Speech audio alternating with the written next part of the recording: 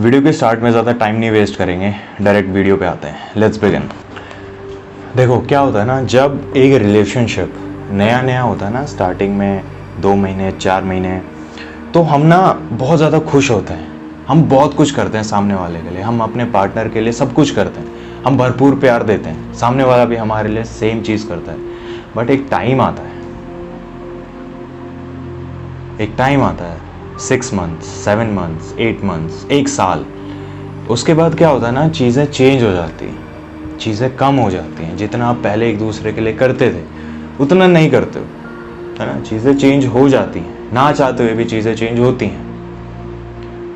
तो ऐसा क्या होता है?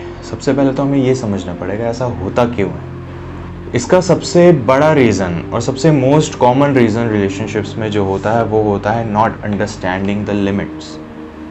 ठीक है, आप स्टार्टिंग के कुछ महीनों में आप सब कुछ कर देते हो, तो फिर जो एक्साइटमेंट होती है, जो क्यूरोसिटी होती है ना एक दूसरे को लेके, वो कम हो जाती है।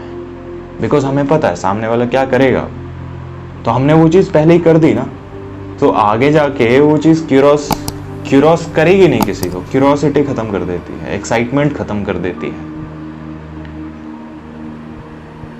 आपने, अब यहाँ सवाल ये होता है कि आपने जो पहले किया अपने पार्टनर के लिए, वो अच्छा था या गलत था? मैं बोलूँगा कि वो अच्छा भी था और गलत भी था। ठीक है, अब यहाँ कंफ्यूज मत हो ना, मैं क्लियर करता हूँ, मैं सिंप्लीफाई करता हूँ। क्या होता है कि जब रिलेशनशिप स्टार्ट हुआ, ठीक है, आपको वो इंसान बहुत ज़्यादा पसंद है, ठीक है, आपका नया नया रिलेशनशिप स्टार्ट हुआ है, सेम केस वहाँ से भी हो रहा है ना, उसके लिए भी नया नया रिलेशनशिप है, तो आप दोनों एक दूसरे को सब कुछ दे रहे हो, सब कुछ कर रहे हो।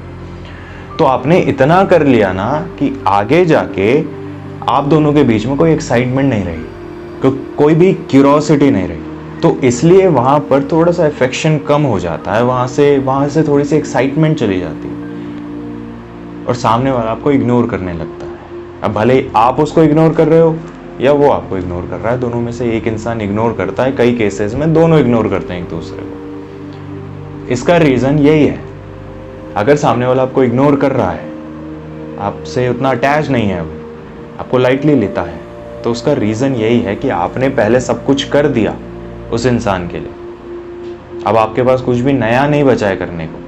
वो क्यूरोसिटी जो थी ना, वो आपने ख़त्म कर दी, वो एक्साइटमेंट जो है वो आपने ख़त्म कर दी। तो अब आप जो भी करोगे ना, सामने वाले को पहले से पता है कि आप क्या करने वाले हो, आप क्या करने जा रहे हो, बिकॉज आपने वो पहले कर दिया। तो क्या इसका भी सोल्यूशन है? Of course, like I always say कि इस दुनिया में अगर प्रॉब्लम है तो उसका सोल्यूशन भी एग्जिस्ट करता है। मेरे साथ बने रहिए, मैं बताता हूँ।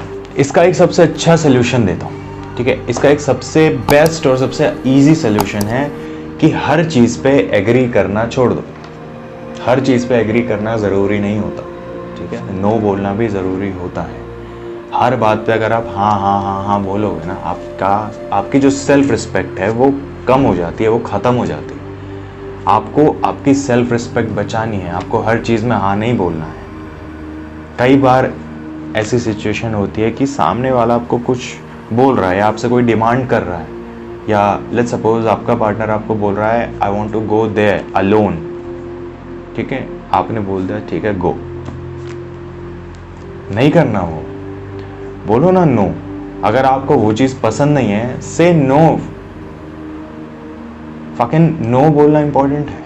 अब इसका मतलब ये नहीं कि आप हर चीज़ में नो ही बोलोगे उसको, ठीक है। हर चीज़ में नहीं बोलना। अगर आप हर चीज़ में उसको मना करोगे तो इट्स काइंड ऑफ पैथेटिक, ठीक है, दैट्स पैथेटिक। वो इंसान आपको छोड़ देगा।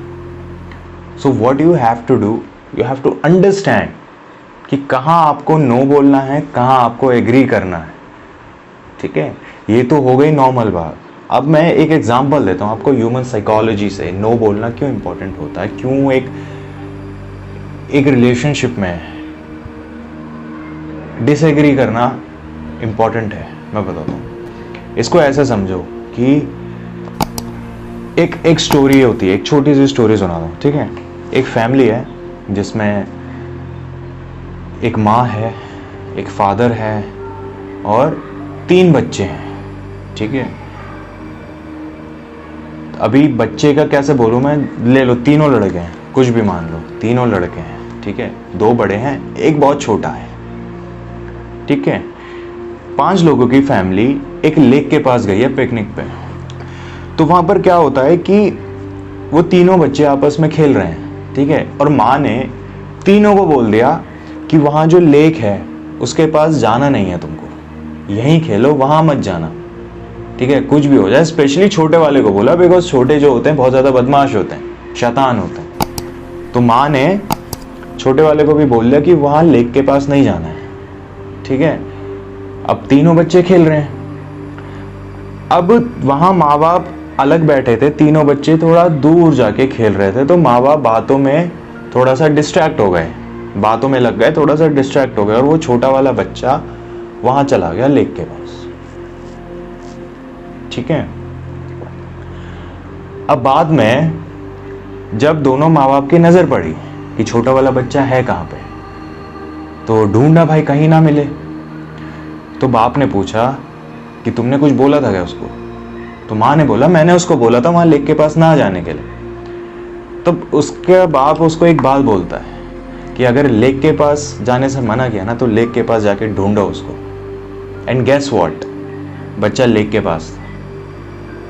ह्यूमन साइकोलॉजी ऐसे काम करती है।